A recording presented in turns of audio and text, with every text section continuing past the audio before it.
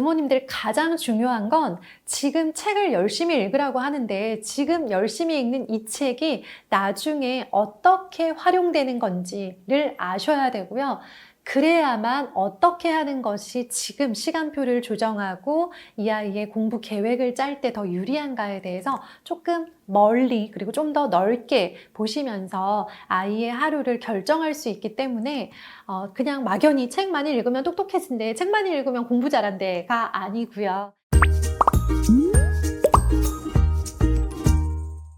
안녕하세요. 반갑습니다. 슬기로운 초등생활입니다. 네, 우리 아이들 독해력 로드맵대로 차근차근 다지고 있는가, 그 길에 빠지거나 혹시 조금 순서가 엉킨 곳은 없는가 점검해보고 또 다시 한번 힘을 내서 시도해보기 위해서 오늘 영상 준비했습니다. 초등부터 독해력을 위해서 정말 많이 애를 쓰시잖아요. 네, 뭐 독해력 중요하다는 얘기는 너무 많이 들어보셨을 거고 독해력의 최종 목적지는 어디인가를 꼭 짚어보셨으면 좋겠어요. 독해력을 초등 시기부터 차곡차곡 쌓아 올려서 최종적으로 우리 아이가 갖게 되는 능력은 두 가지인데요. 문해력과 사고력입니다. 그걸 가지고요. 처음에는 읽기만 했던 아이들이 읽은 내용을 주제를 파악하고 또 요약할 수도 있고 또 그걸 바탕으로 글을 쓸 수도 있고 지문을 읽고 문제의 정답을 찾아내는, 조금만 더 날카로워진다면 시간 안에 정확하게 풀어내는 능력까지, 이게 결국 초등부터 시작해서 고등까지 가는 독해력이라고 하는 영역의 로드맵인 것 같아요. 자, 그러면 어떻게 다져야 되는지 시기별로 순서대로 말씀드리고요. 관련하여 우리 구독자님들께서 댓글로 질문 남겨주신 것 중에서 좋은 질문들 함께 답변 드리도록 하겠습니다. 먼저 초등 시기예요. 학년과 상관없이 뭐 어리면 무조건 좋다, 일찍부터 시작하면 무조건 좋다는 아니고요. 아이가 이제 한글을 읽을 수 있고 책에 흥미를 보이기 시작을 하면요. 독서라는 형태의 읽기를 시작을 하죠. 경험하는 거예요. 독서인 이유는 책으로 되면 가장 좋다라는 뜻이고요. 아이가 책을 너무 싫어하는 경우가 있어요. 뭐 다른 건 다 괜찮은데 막 책만 읽어주려고 하면 너무 싫어하고 책 읽으라고 하면 막 울고 이런 아이들은요. 책의 형태가 아니어도 괜찮습니다. 읽을 수 있는 것이면 무엇이든 좋고요. 그것이 잡지든 신문이든 혹은 교과서이든 간에 글자로 된 것들, 한글로 된 텍스트를 읽어보는 경험이 많으면 많을수록 좋다. 그리고 아이들이 대부분 이 시기에 혼자 흔쾌히 읽지 않기 때문에 너무 속 끓이지 마시고 읽어주세요. 혼자 한글을 읽을 수 있는 아이도 부모님께서 읽어주면요. 그걸 통해서 독해력이 성장할 수 있고 나중에 더 어려운 단계에 도전할 수 있는 기반이 됩니다. 시작은 책이든 무엇이든 간에 한글로 된 텍스트를 계속 반복해서 읽으면서 지속적으로 그 단계, 글밥을 높여주는 거다 생각하시고요. 두 번째 단계입니다. 이렇게 본인이 재미있어하는 글들, 그래도 흔쾌히 읽고 싶어하는 글들을 읽으면서 청소년 소설 정도의 글밥에 도달한 아이들이 있을 거예요. 청소년 소설이라고 하면요. 정말 많은 것들이 있는데요. 대표적으로는 긴긴 밤, 아몬드 같은 그런 책들이죠. 그 정도 되는 두께와 서사의 복잡함을 가지고 있으면서 그 정도 되는 이야기의 흐름을 따라가면서 이해할 수 있는 수준의 아이들은요. 이제 독서만 하지 마시고요. 독서와 독해 교재를 병행하세요. 아니 선생님, 독해 교재가 지금 나옵니까? 원래 초등 저학년부터 했어야 되는 거 아닙니까? 라고 하는데요. 이렇게 읽기 경험이 충분하지 않은 상태에서 독해 교재로 단계를 무리하게 올려가지 않았으면 좋겠어요. 독해 교재는 독서가 충분히 일어난 다음에 보조 교재로서 들어와서 점점 더 그 존재감을 키워가는 그런 모습이라고 생각하시고요. 독서와 독해 교재를 병행하는데 독해 교재가 처음 아이에게 시작되었을 때의 독해 교재는요. 읽기 지문, 읽기 자료, 읽을 거리를 얻기 위해서다라는 마음으로 문제를 몇 개 풀었고 몇 개 맞췄느냐를 너무 크게 신경 쓰지 마시고요. 읽고 이해했느냐에 초점을 맞추어서 독해 교재를 활용하세요. 그러니까 초등 고학년 때까지도 이 아이의 관심사는 문제를 몇 문제 맞췄고 몇 분 안에 정확하게 몇 점이나 얻었냐가 아니고요. 얼마나 더 어렵고 복잡한 지문을 읽고 이해할 수 있느냐, 얼마나 더 다양한 지문을 접해 보았느냐가 이 아이의 독해력을 결정한다라고 생각해 주시면 돼요.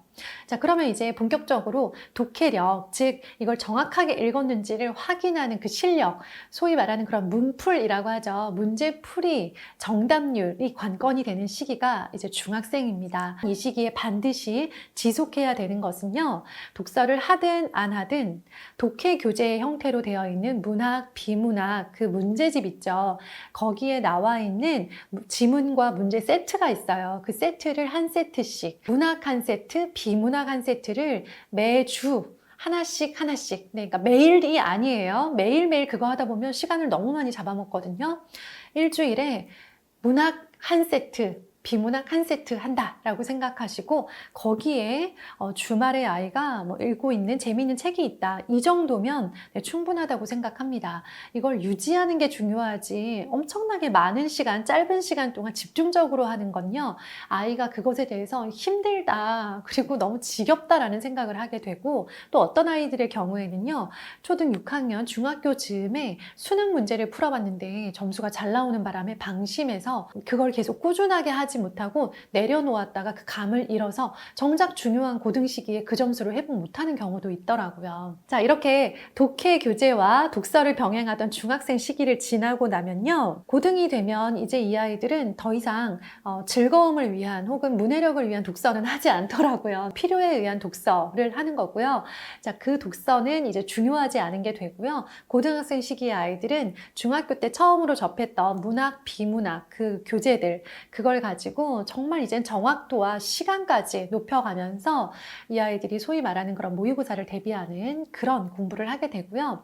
이 지점에서 중학교, 고등학교 공통점, 학교 내신을 준비하게 되잖아요. 학교 내신에서 역시 독해력이라는 게 필요하기도 하고 그 실력이 발휘되기도 하지만, 학교에 따라서 내신 문제 스타일이 너무나 다르기 때문에 무조건 독서를 많이 한다고 해서, 혹은 독해력이 탄탄하다고 해서 학교 내신 국어시험에서 100점이나 1등급이 나오지는 않습니다. 그러니까 그 시험 준비는 따로 해야 된다라고 생각해 주시고요. 자, 그럼 독자님의 아주 황금 같은 질문 다 같이 한번 살펴보겠습니다. 매일 공부를 하고 있는데요, 수학이 좀 부족한 아이라 수학 먼저 하고 그 다음에 하다 보니까 국어가 항상 제일 마지막 순서가 되고, 하다 보면 10시에는 재워야 되니까 독서를 더 많이 시키고 싶은데 늘 시간이 촉박합니다. 독서 시간을 어떻게 확보하면 좋을까요? 인데요, 굉장히 현실적이면서도 많은 분들이 궁금해하실 질문을 주셨어요.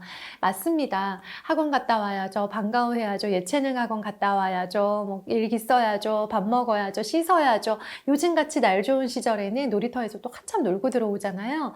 그러다 보면 저녁 시간이 굉장히 타이트하다, 쫓긴다, 시간에 비해서 할 게 너무 많다라고 느껴지는데요, 해야 되는 것들을 최소 분량으로만 배치를 하되 매일매일 하기보다는 이틀에 한 번 하는 것도 추천을 드려요. 즉, 수학 연산 문제집과 복습 문제집을 푼다면 연산과 복습을 매일매일 하느라 너무 많은 시간을 쓰지 마시고요. 오늘은 연산, 내일은 복습, 그 다음 날은 연산, 이런 식으로 교대로 해도 괜찮고요. 독서도 마찬가지예요. 매일매일 밤 9시부터 10시까지 읽을 수 있는 시간적인 여유가 있으면 좋겠지만, 그렇지 않다라고 한다면 다음 날 학원을 가야 돼서 학원 숙제가 많은 날은 그날은 독서를 쿨하게 패스를 하는 거예요.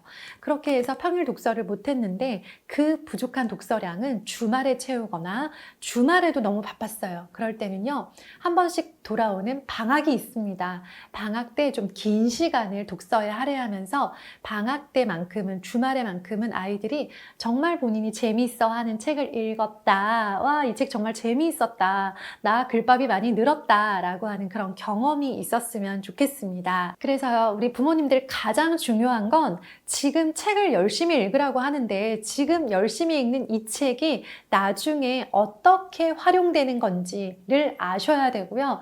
그래야만 어떻게 하는 것이 지금 시간표를 조정하고 이 아이의 공부 계획을 짤 때 더 유리한가에 대해서 조금 멀리, 그리고 좀 더 넓게 보시면서 아이의 하루를 결정할 수 있기 때문에 그냥 막연히 책만 읽으면 똑똑해진대, 책만 읽으면 공부 잘한대가 아니고요. 지금 전략적으로 순서대로 로드맵 생각하시면서 아이의 하루를 계획해 보셨으면 좋겠습니다. 국어에 대해서 궁금하시거나 걱정되시는 점 댓글로 남겨주시면요, 또 이렇게 영상에서 답변 드리도록 하겠습니다. 감사합니다.